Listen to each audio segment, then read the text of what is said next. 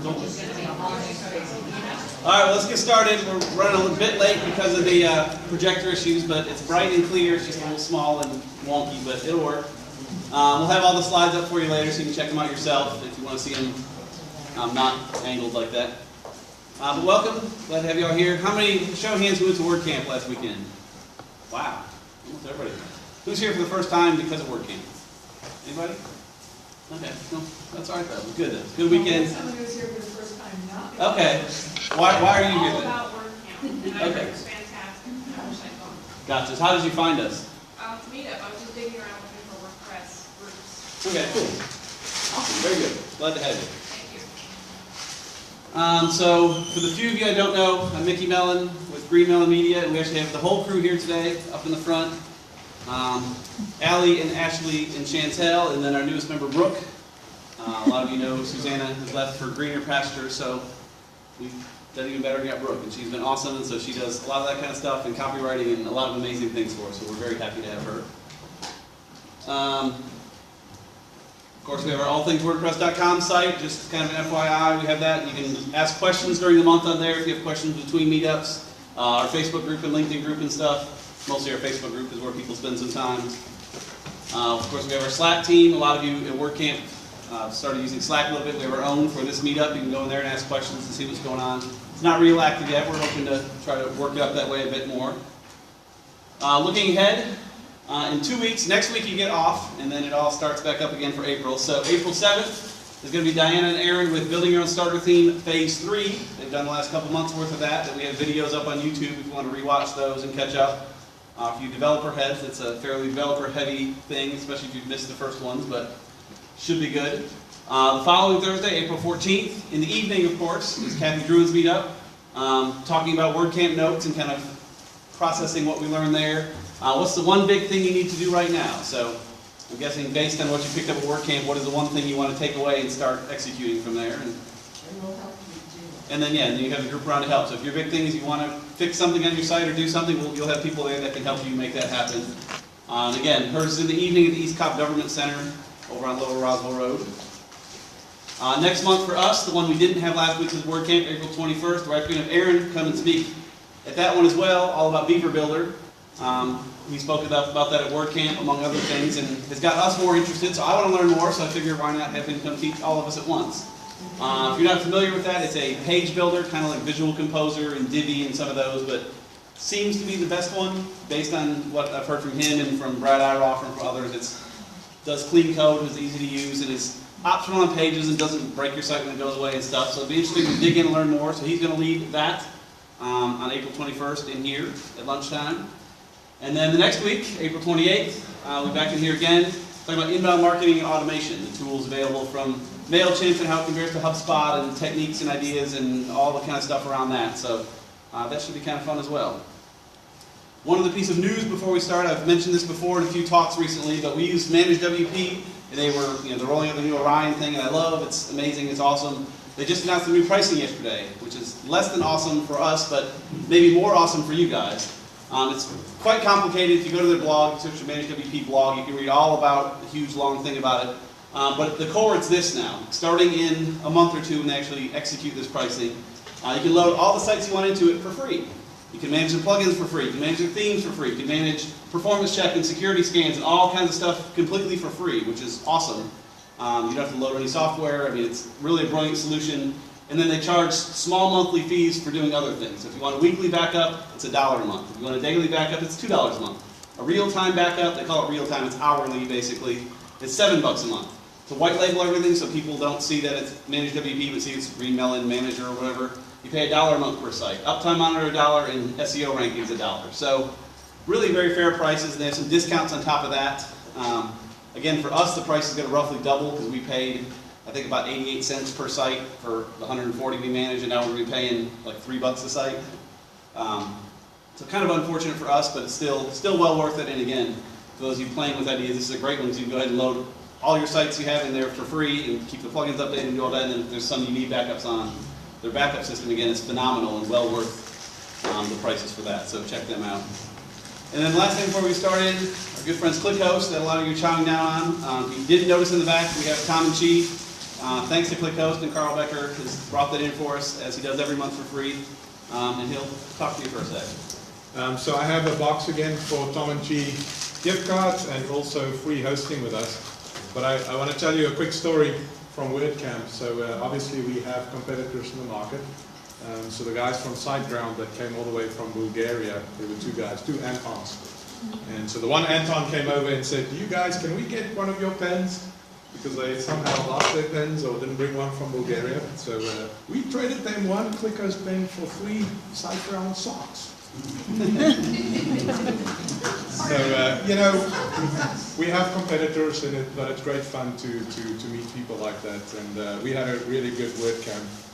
And yeah, that's all I want to say. So just drop your card if you want to be in the drawing at the end of the meetup for Tom and Cheese sandwiches and free hosting with us. Thank you. We actually have 4 giveaways to have today. We'll have the Tom and Cheese sandwiches and hosting. We have a few extra train whistles that Diana brought from WordCamp. And then we have a bunch of extra green Mellen t-shirts, so we'll give away a couple of those as well. And then there's also lots of WordCamp stickers and more of the coloring books, and you can leave with all kinds of swag today if you want, so it should be good. But let's dig in and get started, because yeah, it's almost 12 already and we haven't even really started yet. So, fortunately, Allie, I dragged her here today because she helps put these slides together, so she'll have a lot of input and thoughts and answers as we go along, but I'll do my best to guide it in the meantime. Talking about scoping, estimating, and pricing, which is such a huge question, and all 3 of those are pretty huge in and of themselves. In looking at it in the RSVPs that you guys filled out, the biggest question you had was about preventing scope creep. You had asked a lot of questions in the RSVP, but keeping projects on task. You're doing a project for $2,000 and it's going, how do you keep it from spiraling and they want more stuff for free and all that? So we'll get into that as we go, because that's certainly a big problem. But getting in, well, yeah, some of the questions we see as we kind of get started, and we'll kind of go from there. The big one, we talked about this last month with the other library, how much do websites cost? You know, how much is a website, as Jim said? A big question, we'll get into that, because the price, of course, is different all the time. I've mentioned before, the answer I like to give people is, if you're on GoDaddy, you can do a site for $1. If you're on Wix, you can do it for $4. On Squarespace for $8. You can go up to Georgia State. I talked to Cody Benson. He said Georgia State has their site on WordPress. They spent about $3.5 million so far. So $3.5 million. B&Q out in Europe, they spent $88 million on theirs. Or our own government and their healthcare site, which is not WordPress, but they spent somewhere between $1 and $2 billion on at this point. So how much is a website? It's between $1 and $1 billion. It's kind of a rough gauge, you know, somewhere in there. More toward the dollar, but not all the way down there. But really, it's all about what the client needs and the goals and what they value and what you can do for them and stuff, and we'll get into some of that. Other questions we hear, can you include a design prototype with the proposal? No, we cannot. Not necessarily a bad thing in theory, but in our experience, we found the longer you wait to get to design, the better the project will go. The more planning you put into it and all that kind of stuff. So if we have a design at day 1, what is that based on? It's not based on their needs or their goals. We haven't thought about it. It's just like, here's some colors, you know. It doesn't do anything for us. So, no, we can't include a design, but we walk through and explain why. Our full process we've talked about before. You can see it on WordPress.tv if you search for myself or Allie.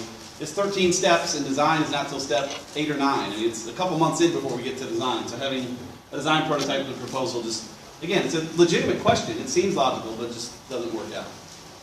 I need a website by the end of the month. And again, we say sorry. And there are ways to do that, of course. You can go to Squarespace or Wix or WordPress.com and get it done.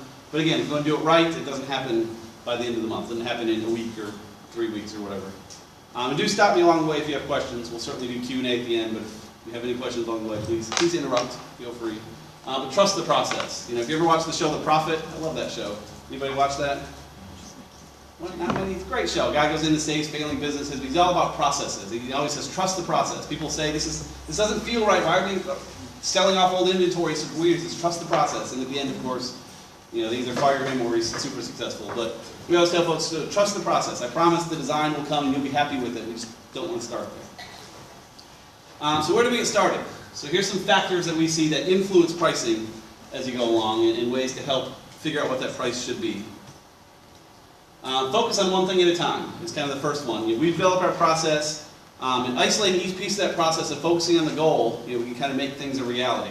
For us, the process can take up to maybe 7 different people. We have the project manager, a UX designer, a front-end designer, a copywriter, a developer, a content manager, maybe you bring in an SEO person, you know, a lot of different things. But in our case, we have that consistent process. Again, we have that video, and we're very rigid about that process. And we know for just a bare bones site, if we're going to go through this process that takes 3 months, here's what it's going to cost. You know, this basic price. And then from there, if you need extra features and stuff, we can add on and go from there. But having that base price for knowing what you're going to do is huge. It's kind of key to making this all work. But to have that base price, you need to know your process. If your process is, well, maybe pick a theme and see what happens, you know. If the process is different every time, then you don't know what that price is. But if you know I'm going to go here, here, here, and here, it's going to take me 75 hours, then great. You can figure out the math and say that's worth $5 grand, or you know, whatever the number is. But again, we're big on process, and that helps us establish that base price. Like, great, these guys need a website, so it's going to be this price. And then we need a custom post type and a little copywriting, and it becomes easier to kind of figure out what that cost should be for them. We'll talk about different ways to calculate that out, but that's kind of the rough way we tackle it. And Allie, please interject too if you hear me miss anything. Pre-qualifying. Identify the tire kickers as soon as possible. And this can be tough, but again, we get a lot of people, I'm sure all of us, that want a site tomorrow and they have $50 and, you know, just help me out a little bit. I don't remember where this quote is from in here, but I prefer to identify the tire kickers as soon as possible so I don't waste too much time answering questions and making no money. If you're just answering questions and never get the project, you're wasting time, ultimately. One of the downfalls of pricing your services low is you get more of these types of clients and they hang around for a while longer. Price your services higher, you'll find that a higher percentage of your potential clients are serious about working with you. So having a higher price sort of shows your own value as part of it. For us, we have a pre-qualification questionnaire. It's kind of hidden away on our site. If any of you want to see it, you go to greenmellenmedia.com/questions, type that in. It's a pretty long questionnaire, but if someone's interested, they're going to take the time to fill out and tell us what their problems are, what features they want, and all that kind of stuff. We have a budget question in there too. It's not required, but at least to look at it and see and say, ooh, there's not a $100 option here. Maybe this is not right. It works well. No, okay. we'll see. Cool. Let's see. So going next, other things that influence pricing, discovery. And this, again, gets tough because we just talked about if you have discovery and you spend a lot of time working with someone and don't actually do it, you've potentially lost a lot of money. But it's also key to making sure you have everything covered and making sure you have the scope accurate later so you avoid that scope creep. So slow down how, when, and who you take on as clients. And who we'll talk about more later, that's a big one. But you need time to determine a client's needs before you price their projects. You must know what outcomes they desire. Diving into a project with a minimal contract that speaks about your hourly rate will not let you know when your client is truly ecstatic about your work. The only reason to serve clients is to bring great value to them and to make them happy. So you're not going to make them happy unless you know what they want. You're really going to make them unhappy if you think this is what they want, and they think this is what they want, and they thought they were paying for this, and instead they were paying for this, and it can go sideways. So, and so much of this part is really the client's experience as well, and being able to spend a lot of time with them to really uncover their needs and their goals and their, what their expectations are is so important here. And at the end of the day, if you're spending more time here, then they're going to be willing to pay you more at the end of the day. So it's just those touch points, those feel-good feelings. It's not just paying for the creative work, it's paying for the actual experience that the client's getting. yeah. And that goes back to the previous slide where you want to make sure people at least largely qualified before you spend all this time with them. So the two go hand in hand. If you find someone that is qualified, they might be a good fit, then it's maybe worth your risk to go ahead and spend some time in discovery. I don't know if there's a slide for it. Paid discovery is always an option too. If it's going to be a big discovery, say, wow, this is going to be a mess. They have all these different sites and stuff. We're going to set up time to say, okay, client, it's going to be $1,500 for us to sit down for a morning and dig in and help you come up with what your scope of work is. And then we can price it out or others can price it out from there. And that can help too, but sort of case by case. A lot of folks, if you said, hey, be happy to talk to you, it's going to be $1,500 to talk to you, they'd say, well, no, go elsewhere. So you got to feel it out, but it depends on what they need. We just offered this yesterday to someone, they were thrilled. They said, that's a great idea, because we don't know what we want. And so they know that if they pay us a couple $1,000s, they'll come away with a sheet saying exactly what they need that we can give a price for, but other people can too, and they can get some value out of that. Defining the project. Guide your client on how best to accomplish their goals. So again, that's kind of what we try to get out of that discovery. In our case, we often offer 3 options after that initial discovery instead of just one, saying, I know about what you want to spend, here's one that's a little more than you want to spend, but has everything you possibly could need, down to like, here's the minimum valuable product. I think is what I've heard. It's still what you need, it's cheaper, it'll get you there for less than you need, still have everything, and then you can build up to the other one later. A tiered model lays out multiple options at different price points and empowers purchasers to make better, more informed decisions that feel less arbitrary. And part of it too is you're competing against yourself then. If you give them one price, it's all right, that's one price from Green Mellen, I'll give one price from Tom, and one price from Rose. Here they say, oh, it's 3 prices from Green Mellen. You sort of can compete against yourself, and they can look at it and say, well, I like the cheaper one, or the bigger one, or usually the one in the middle. That's kind of how it works out. Yeah, and the way that this influences price is, like Vicki said, having that competitive advantage there to actually compete against yourself. What we're starting to explore, and we haven't quite ironed this out yet, but as we get bigger and bigger clients, they're needing more and more discovery, right? They're needing some really deep dives into what all of these features and functionalities are and how they play together and make sure that it's scalable. And that's not something that you really uncover in your first conversation. You know, you really start high level in that first conversation, and then you can get so much deeper. And we're starting to realize we're going to need to have 2 or 3 discoveries before we even define the full scope. So as you start to get into bigger projects like that, spend the time with the client to do that initial conversation. Maybe then you can give them 3 price ranges. You know, maybe then you do this tiered approach. Then you can say, now let's really talk about how these work together. And you can take those 3 tiers and say, here's your full contract that we're more comfortable with now that we've actually explored all of these things together. So these kind of go hand in hand, longer discoveries, longer exploration phases, paired with a really strong definition of the project and the scope. This will also help with scope creep and making sure that you've defined every little thing before going into a project with the client. Cool.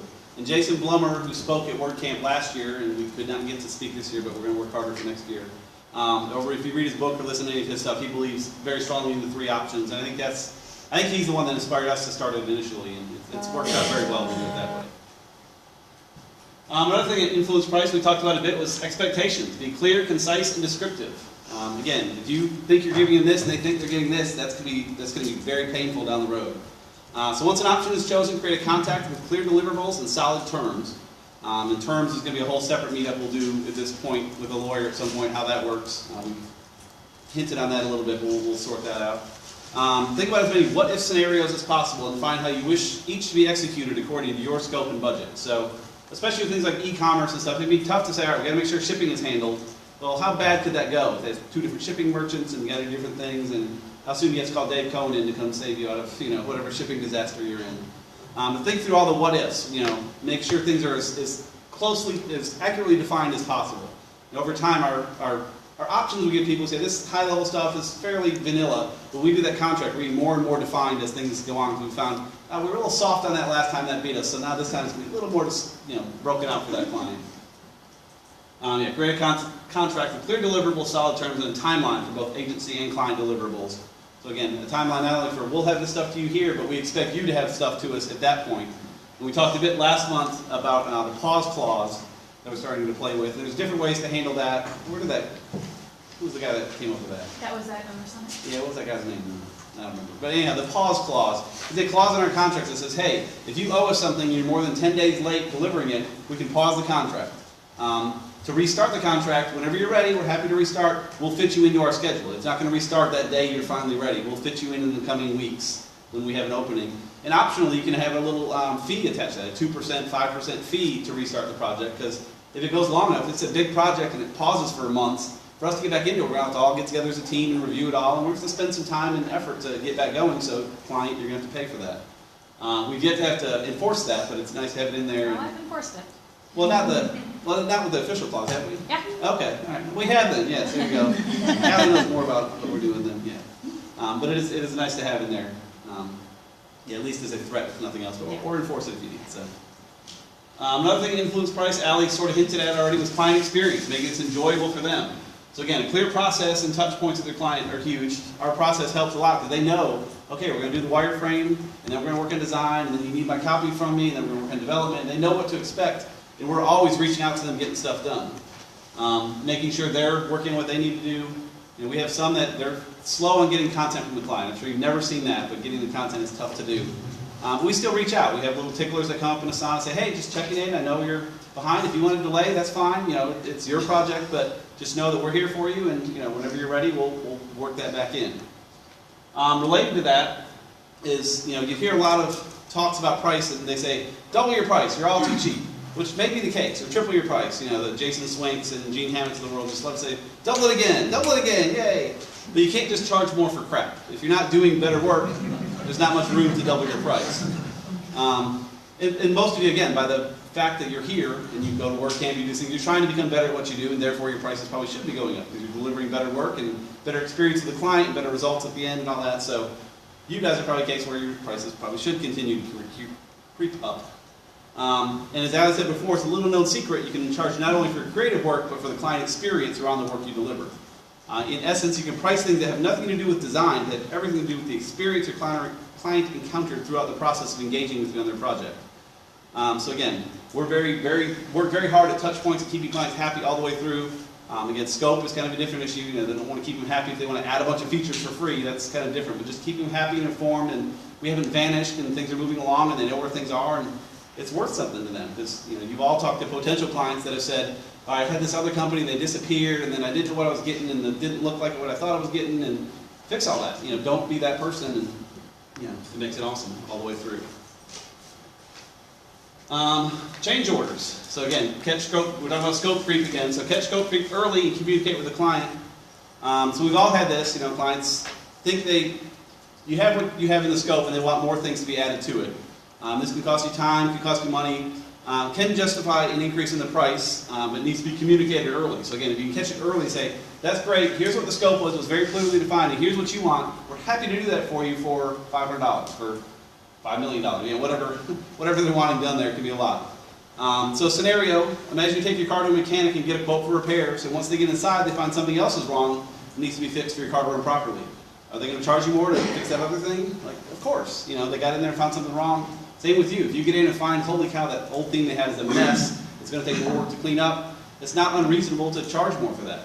It certainly can be tricky because you promised them one thing they don't understand, so education really helps a lot.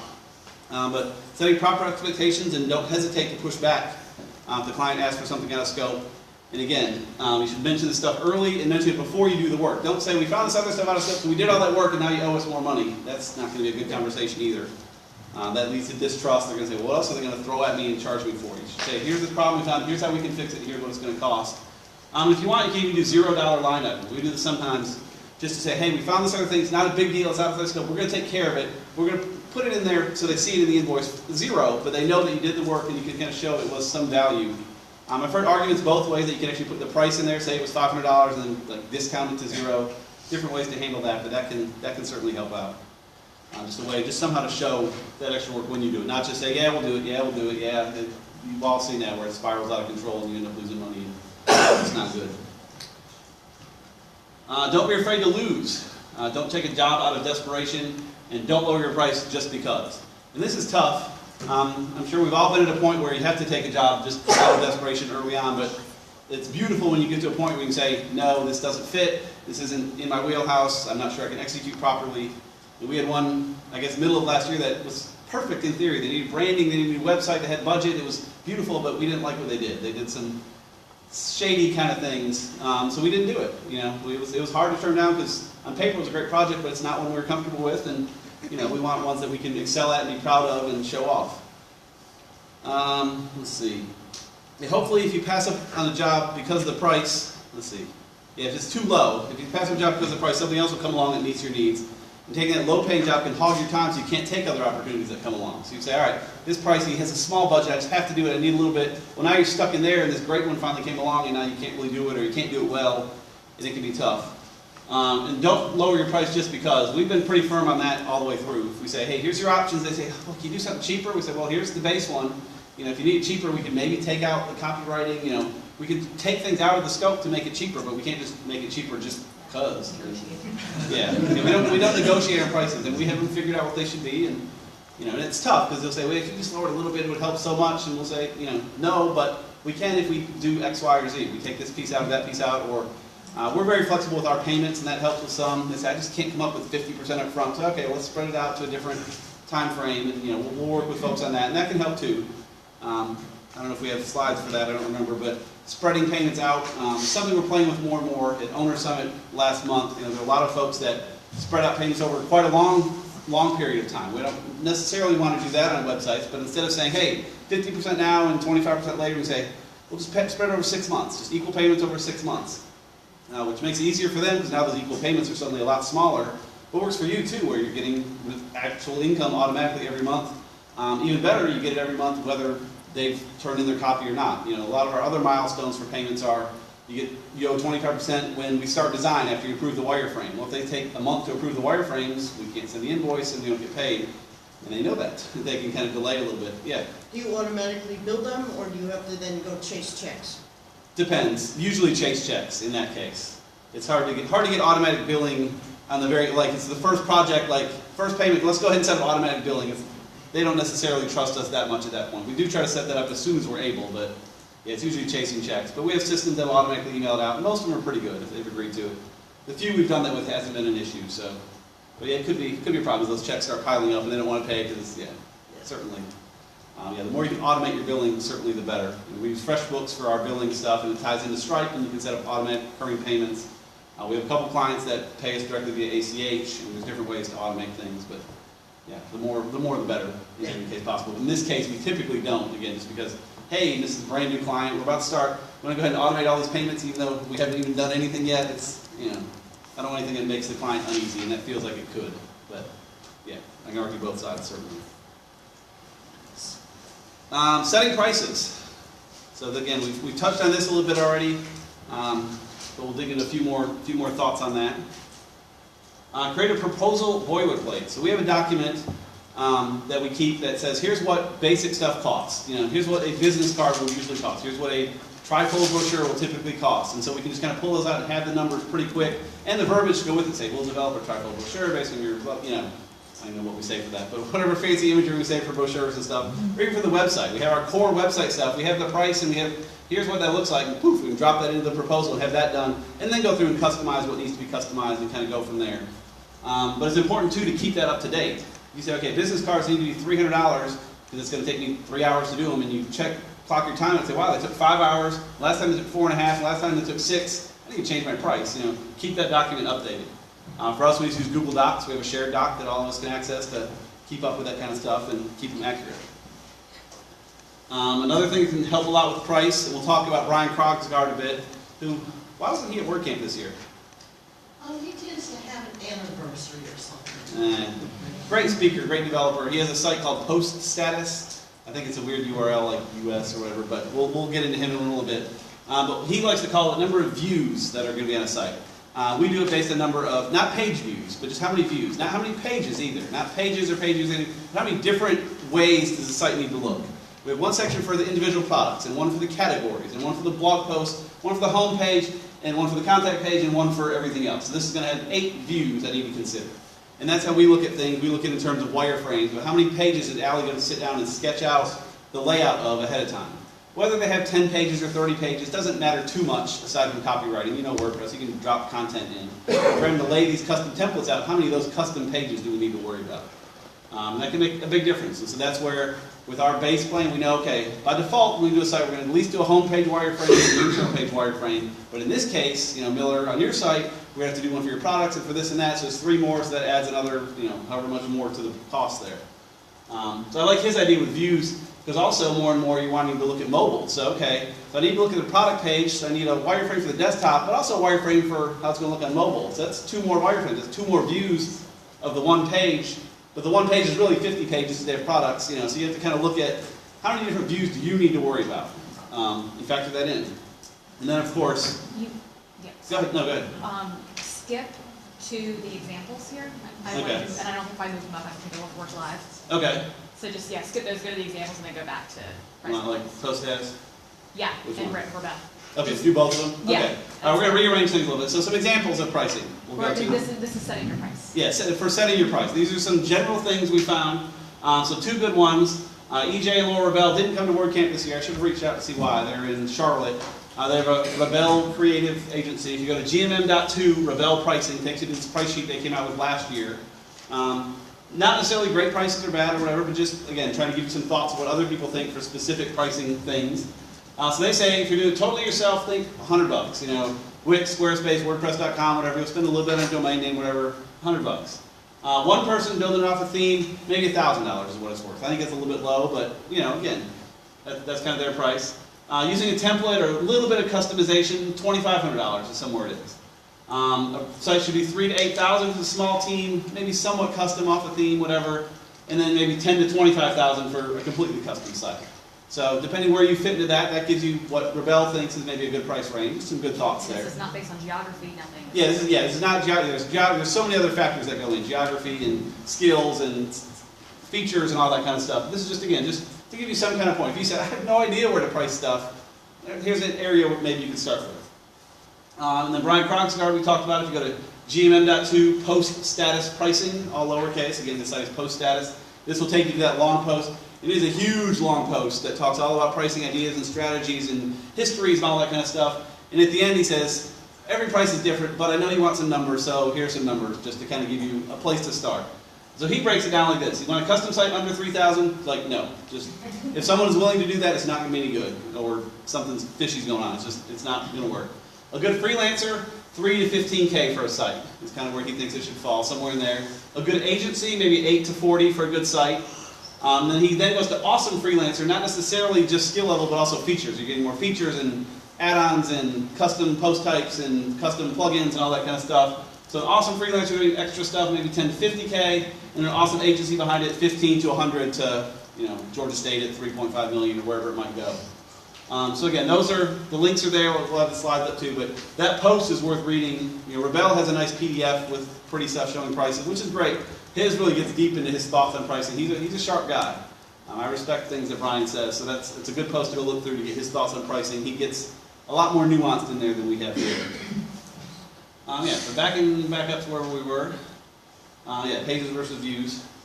So some pricing models then to look at. How do you figure out what those prices should be? If those examples, you want to come up with your own. A lot of different ways to come up with prices. So here's, I think, 5 of them in here that we'll talk about. So hourly, typically we do this for things we don't have control over. And honestly, we kind of use it to help set some of those base prices, or at least to make sure we're accurate on anything else. Because we can use any pricing model in the world, but if we do the math on hourly and say, wow, we're losing money every hour, it doesn't matter if the math worked the other way. We kind of check it with hourly. But it's also for things you don't necessarily have control over, like maintenance and repairs. Our maintenance plans are roughly based on hours. Maybe small strategy sessions or consulting. If you come in for 2 hours, I'm going to charge you hourly. There's not a whole lot of other ways to do that necessarily, but hourly, I think you all understand hourly. We spend a lot of time there. Flat project pricing, also called cost plus. Basically, look at what it's going to cost you to do the project in terms of hours and costs, and add on your profit, and there's your price. And this is more for things you can control. Things to consider here: maybe if you have a large project, break it down into smaller ones. You can do flat prices on those. And if a project's really unknown, you're not quite sure what the costs are going to be, offer a budget instead of a quote, which is tough. I think Brad Iroff still does that a lot. I wish he would come to these more often. He has good insights. But offering a budget, that's tough for a client. And they say, so this is going to cost me between $20,000 and $40,000. I have no idea where it is. And it's hard to say, yep, we don't know. But sometimes that's where you need to be. And that's often where we'll say, early on it's going to be 20 to 40. But if we do this paid discovery for a couple thousand, we'll narrow it right down and figure it out. And then you'll know for sure before we dive in. And that can be a better way to handle that. Package pricing for day rates, identity packages, etc. Photographers do this a lot. I'll do a half-day session for $800 or a full day for $1,500, that kind of thing. You have packages for things. Identity packages. If you want an identity package, come to us for $1,500. You get a new logo and business cards, and you can put together a package of stuff there. We have some like SEO packages, local SEO stuff. You can put together. We'll do this, and that for this price. Identity packages. Yeah, identity packages are quite common for that kind of thing. And you could even do it for website packages. We don't for ours, again, because they're so custom every time, but smaller sites, and heck, that's how Wix and Squarespace and all those work. Like, here's the stuff you get for that price, or even ClickHost for their pricing on servers. Here's the stuff you get in this package for $5 a month, this one for 10, this one for 20, wherever it goes, they tell you exactly what you get in. So that can be a good way to go. Value-based pricing is a whole lot trickier, and I don't want to spend too long in here because this could be a whole long day session, but Jason Blummer and some of those guys talk a lot about this. It's pricing based more on what the value the client will receive and less on the work you're doing necessarily. If you're going to build a site for them that's going to give them $200,000 worth of sales next year, then if they were to pay you $20,000, that's pretty good. 10% of the value you're getting to you, that works out for everybody. So if you were to do this, does it let you charge more than what you're charging now? How much more? You can look at how much a customer's worth to you. Those are questions as the client. Right, yeah. Oh, yeah, I got you. Yeah. Sorry. There we go. Asking a client how much a customer's worth to them. So you can figure out, okay, if we do this, we're probably going to get this much more traffic, which probably means this many more good leads, this many more clients, to reach worth 10,000 to you. So all this work's going to get you, $100,000 worth of business. What's that really worth then in terms of this? And then for this, and really for any others, what does success look like for this project? It helps with value here, but also helps with the scope in general, so you can see at the end, if success is vague, they don't know what success looks like. Traffic was up next year by 20%, that's good. Knowing ahead of time, hey, here's the traffic, here's what's going on, here's what I want to be, and getting that out ahead of time can really help. And if they still don't know, if they say, I don't know anything, I don't know what a customer's worth, I don't know any of this stuff, they may still be looking at you more like a commodity. And maybe that's where they probably don't have a budget behind it either. If they don't know any of that stuff, don't carry that stuff, then maybe a Squarespace or something is probably a better place to start. Because typically, if they don't know that stuff, they don't have a budget to go with it. So, but again, it varies with folks. Time-based retainers. We haven't done a whole lot with retainers. We're trying to do more. We do some with monthly ongoing stuff, but setting retainers can be a great way to bring in recurring revenue for you and help ease the minds of your clients because they know things are always going to be taken care of. So you do time-based ones, and that's kind of where we are with some of these in terms of monthly tweaks to websites. We'll say we'll keep your stuff updated, and we'll help you with these many updates every month. The downside to a time-based one is it is guaranteed revenue, which is always a great thing, but clients don't necessarily respect your time. If you say you get 1 hour a month, some will just like, great, this should take you 2 minutes, right, just to make me a new logo real quick. I'm sure you've seen that. Yeah, that's what I'm saying. And then there's value-based retainers, which are trickier but can be awesome. This is what bigger companies tend to look for, where they can just kind of get you and have your brain at their disposal, which is hard to put a time limit on. For user experience consulting, maybe wireframes as they're doing other pieces, technical consulting, just kind of we're here when you need us for whatever you need, which makes it very hard to price. That logo question. Can you just do a logo? Yeah, can you do a logo, that kind of stuff? Yeah, can we just have you all the time, which can be great. But again, pricing is tough. We talked to someone that said they do this and they charge $10,000 a month, and they say for that, our team is here for you. Whenever you need us, we're here, for 10 grand a month. Even that seems a little scary because they could, want whole new websites every month. They still, frankly, I'm a little unclear on how that could work the best. I don't know if you have thoughts. But, No, I was interested to hear the group's thoughts. yeah, any other thoughts on how this might work for you or could work for someone else? You still have to put a limit on the number of hours that you're accessible to them, yes? Well, this wouldn't be based on hours. This is based on value. Right. You'd have to put a limit on how many of those you could take, like you would only Well, have certainly, yes, a that'd be- limited number of clients, like maybe 4 clients. Right, to make sure you have time to, you And couldn't have sell like it. a little dedicated teams, if you had 4 little dedicated teams for that, Right, then you could be unlimited. But yeah, that's a good point. Dave? I was just going to say, it depends on what you're offering them. You have to learn to move from, I'll do this little quick fix, we'll do this. We're going to go in and get our hands dirty and actually do something as opposed to the client coming to you because of the knowledge you have. If you're providing them knowledge, then that is extremely more lucrative to you and more valuable to the client than just getting something fixed real quickly. That's where the value-based retainers come in, where you have unlimited access to me. If you just want things fixed or tweaked throughout the month, then I have a team that can do that. That's what we're doing. Right, so you do that maybe as a time-based retainer. So you have 10 hours a month with our team to fix things, but then you have all the time with me you want to talk through strategy and ideas, and there you go. Yeah, good way to handle that. And that's where I think you were kind of pointing to is have a limit, not necessarily on hours, but on what you'll do. Like, we're going to do this retainer for $10,000 a month. Here's the kind of things we can do. Here's the kind of thing. We're not going to build you a whole new website, so you have maybe a list of things we won't do. And again, the scope can be important. It gets tricky. Kat? When I heard Jason Blummer talk about value-based retainers, he talked about using the word unlimited and asked us to think how many of our clients, if we said to them it would be unlimited, would truly take advantage of that. Mm-hmm. So it gives a lot of value to the client, a lot of perceived value for the client, but you wouldn't offer it willy-nilly. Right. Right. And I never offer maintenance plans or customer care plans or whatever, retainers to a client until I have already worked with them.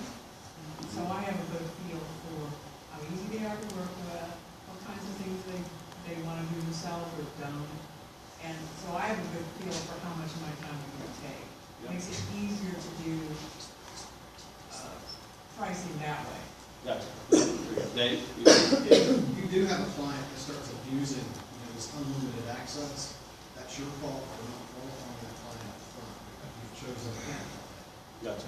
Most of them, if it is a good fit, will respect the fact that, yes, I realize I have that, but I'm not going to get you up to take advantage of it.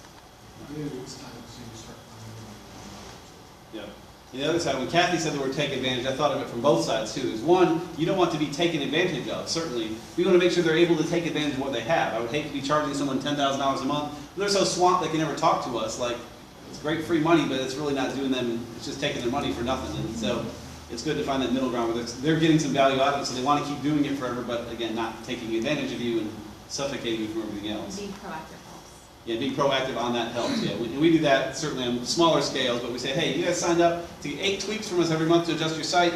Use like 2 every month. Or offer tweaks. You know, be proactive and say, yeah, or the "You other really way need to too. do this." Right, yeah, or the other way. You can be proactive, you know, hey, you really need, you know, we reviewed your site this month, things are looking good, but you have this little issue here, we'd love to go and fix for you, and maybe if you added some more pages on that, you know, we can help you with that, and being proactive to help them with some of that ongoing stuff. On retainer or not, you know, can be more value. Again, you're really helping them take things further. Yeah, and I think that's really about it. So we looked at the pricing. So again, GMM.2, Rebel pricing for theirs. And you go to, I think rebelcreative.com is their site, but there's their thing. Yeah, Jim. Gene Hammock's last podcast talked about pricing with a team and really salaries but checking in more than once a year on that type of thing. And they thought that, the speaker thought that it's too slow a process for you. That you should be checking quarterly on what you're making with either your boss or in this case with a client. So you don't let that slip away. Right. That type of pricing, as long as you keep that conversation going. Yeah. And again, Gene loves to say, double your prices, whatever, but yeah, it is, you do need to go through, yeah, keep an eye on things and keep an eye on what projects are costing you, you know, track your time. We don't track our time on everything, but we do like to track our time on projects to see, all right, we estimated this much, which is probably this many hours, but where did it really fall? And how long did it really take? And then we can adjust prices for next time. And same thing on the little things. We talked about some of those proposal boilerplates. And here's what business cards cost and stuff. We want to see really what it did cost and adjust, yeah, as frequently as possible. Yeah, more than once a year. Quarterly is probably good. We do it as often as we can, which is probably somewhere in quarterly to yearly, you know. Sue. Yeah, I think it was in Melanie's WordCamp session last weekend. She was talking about using an online proposal, something like BidSketcher or Posify, where I guess you create an online proposal and then they like electronically sign it and can go right into a payment. Gotcha. Credit card. Cool. Have you guys ever used a product like that? Ours, FreshBooks will do some of that for smaller ones. For bigger ones, we don't. We usually we need to sit down with them and talk through it, and you know, Okay. we just have them sign it. For small ones, FreshBooks will do that. We can set up put an estimate in there, send it to them, then click the accept button, and I don't know if you can convert it then to an invoice and send it off to them, and then they have buttons to click pay now, you know, PayPal or Stripe or whatever. So probably not quite as slick as that, but it works pretty well. The other thing we like with FreshBooks too is when we send proposals out, or not proposals, invoices out, it'll show us when they viewed it. And we can see who viewed it when. So we send it to 3 people on the team. We say, well, Sue opened it yesterday, and you know, Carl opened it today, and then they can't call later and say, we never got it, because we know they did. And conversely, if we send it out and after a few weeks they haven't looked at it, we say, well, maybe they didn't get it. Maybe it went to spam. Maybe we need to follow up and do something there. Claudia, do you have a question? Yes, you had mentioned on your site that you had a questionnaire. I missed. Oh, greenmellmedia.com/questions. Questions? Questions with an S, yeah. It's not in our navigation or anything. It's a public page, obviously, I'm sending you out to. If we don't, you know, it's more just, thank you for reaching out to us. We're happy. We'd love to work with you. Here's a good step. Go fill out this questionnaire. And again, it's super long, asks a lot of deep questions, but we've made it where like name and email are the only required fields. So we say, look at it. If there's some question you don't know the answer to, whatever, skip it. Don't get intimidated by the size, but just answer as much as you can. And again, one we like to have in there, it's a good way to put that budget question out just to kind of see where they are. 80% don't answer it, but at least we know they've seen it. And some then qualify themselves out and say, oh, we filled it out, but we just got that budget question. We only have like $1,000, so you're probably not the right fit. And I say, no, we're not, but maybe Evermore is a good solution. Or, you know, we'll talk to them and try to point in the right direction at least for something better. That can really help. What's a KPI? Key performance indicator. Yeah. And so again, some people may not know what that is, and that's okay. And that helps steer the conversation that way a little bit. So, yes, I guess so. Yeah, Miller. Do you do any, like, free consultation or talk to them at first, or somebody calls your office and then you answer them, or do you just direct them to the questionnaire, or how does that all work? Well, if you call our office, it goes to voicemail every time. Yeah, what is that? That sucks. Well, no, you all should have our business cards have cell phones on them, but our line on the website is messy. But yeah, we usually try to feel them out a little bit. And the form on our site, the basic form, asks a few questions to get things started. But then, yeah, usually we try to go pretty quickly to that form, and if they fill that out, then we sit down with them for free after that and say, great, you filled out the form, now let's dig in deeper for an hour, see what you really need, and then from there, if things still look good, then we give them their options, and then we give them a full proposal, and we don't charge for that typically. Again, there's some that say, we're a huge mess, we don't know what we want, we'll say, okay, for that, we need to probably spend a half a day with you, but yeah, we'll charge for that. But typically, no, you contact us, we say, here's our form, nice email, but yeah, here's our form, go fill it out. They fill it out and say, great, now let's talk. If you're local, come on in, let's talk. If you're remote, let's hop on a video chat and talk. We try to get at least face-to-face as much as we can. Put a person on both ends so we can sort of feel each other out.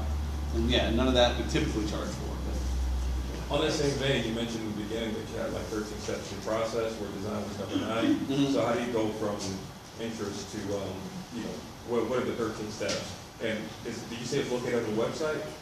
I know we have, Allie and I spoke about that at WordCamp last year, so WordPress.tv has that. I'm trying to think here, I can pull up. We're missing a step that's on the website. Yeah, let's see here. So, yeah, it is just listed on our site, I forgot about that. We can look at that super quick and show you. It's 14 steps. Gotcha.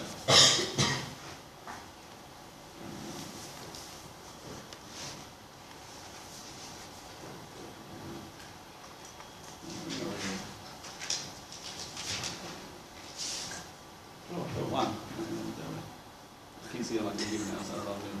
There we go. So under, at the top, under what we do, web design will take you to this page. But yeah, the steps we go through, discovery, again, we sit down and talk to them, we all do discovery and see what's going on. They filled out the form and we talk through all their needs and all that kind of stuff.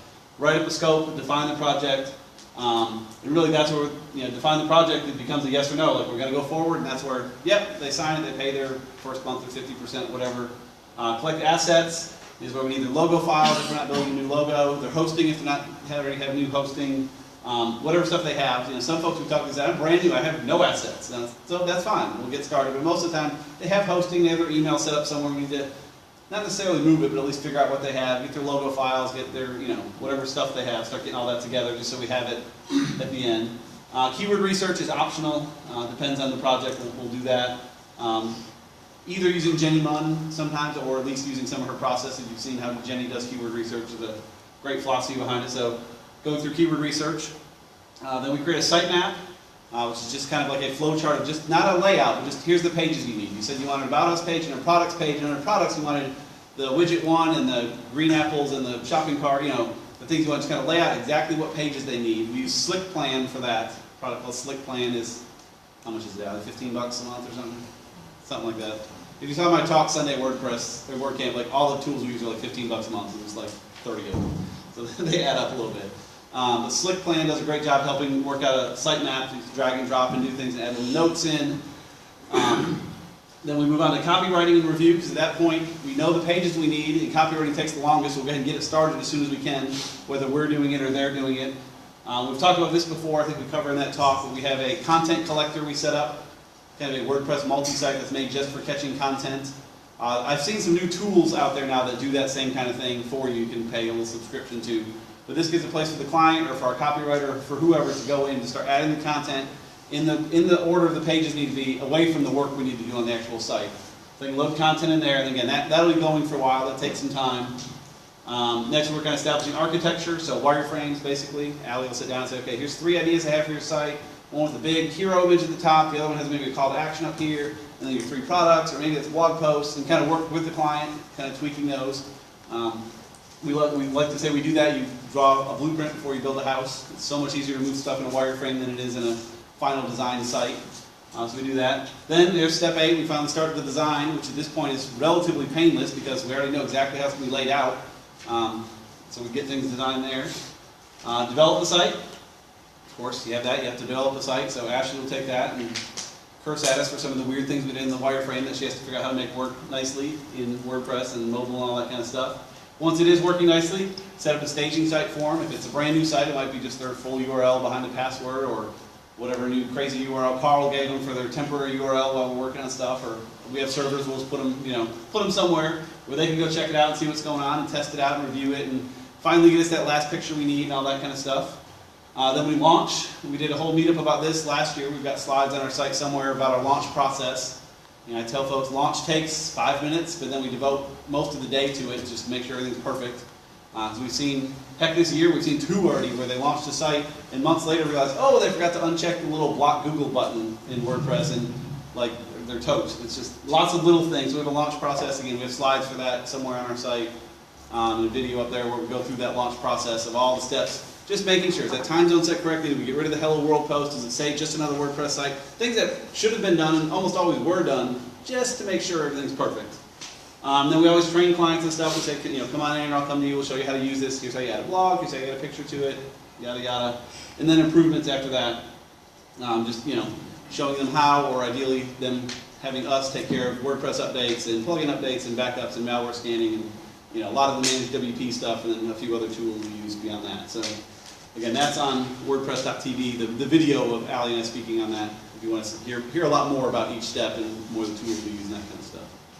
So, good question. We have to ask up front how many people on the client side will be on the review committee, because people running into, they input from one person, and then the work's done, and they show it to 6 people on their staff, each of which has a different personal opinion, and it's not really useful insights, usually personal opinions, not colors and fonts and pictures, right. But you didn't have the benefit of that on the front end before you started. Gotcha. And the process helps with that to some degree, because if they approve, they say, this is the wireframe, hopefully they show the wireframe, and if you can get it in pieces, it helps a little bit, rather than, here's the final design, and one person doesn't like the green, the other one doesn't like the slider at the top, you can at least deal with them in chunks, but yeah, that's tough. And we try to get it to say, who is your point person? Who is the one making the decisions? But even then, when they decide to go back to that team and say, well, I just finally showed it to them after I approved everything, and Steve didn't like this, and Susie, do you have any, that's tough. Yeah, that's tough. Because we just had a project just like that, and we launched, and then they come back around with all these changes. I'm not sure if I want to factor in, at the end, a second review that I just know is going to happen, and just say, all right, I know we're going to have an extra 5 hours, because, but do you know? You do want to price for worst case scenario, but you also don't want to overprice, and, so that is tough. If you can set expectations that when they, so I guess what we did, now that I'm thinking about the one that this happened with, they came back around and said, well, now that I'm showing it to the committee, we'd rather have all of our events at the top of the page, rather than midway down the page. Okay, well, that's what wireframes are for. But because you're making adjustments prior to finalizing wireframes, this will be billed hourly as subsequent revisions to the website, and we'll just clock our time on making these final changes. So if they've approved it, design is approved, wireframes are approved, copy was approved, and they come back around at the end, you can always say, okay, absolutely, just know that all of this was approved 3 steps ago, so this is going to be an hourly adjustment from this point on. Sometimes they walk, even though they might ask opinion of the staff is happy to be asked, so they give opinions whether they have anything to contribute or not. The CEO feels obligated to reflect that, and not this person that asked, so you got stupid changes. Well, then I think we took the slide out, but be mean. Just be stern and just say, well, I do or don't agree with this. Sometimes I had a client say the other day, Allie's the mean one, because she's always constantly pushing back on all of my suggestions and things. I'm like, well, I'm trying to keep you on track. We're trying to keep you on target. We had a strategy here. We talked about the strategy. So every time you try to break it, I'm going to let you know that you're breaking it. You're breaking the idea that we were going to move forward with. You're the expert, not the team member. Right.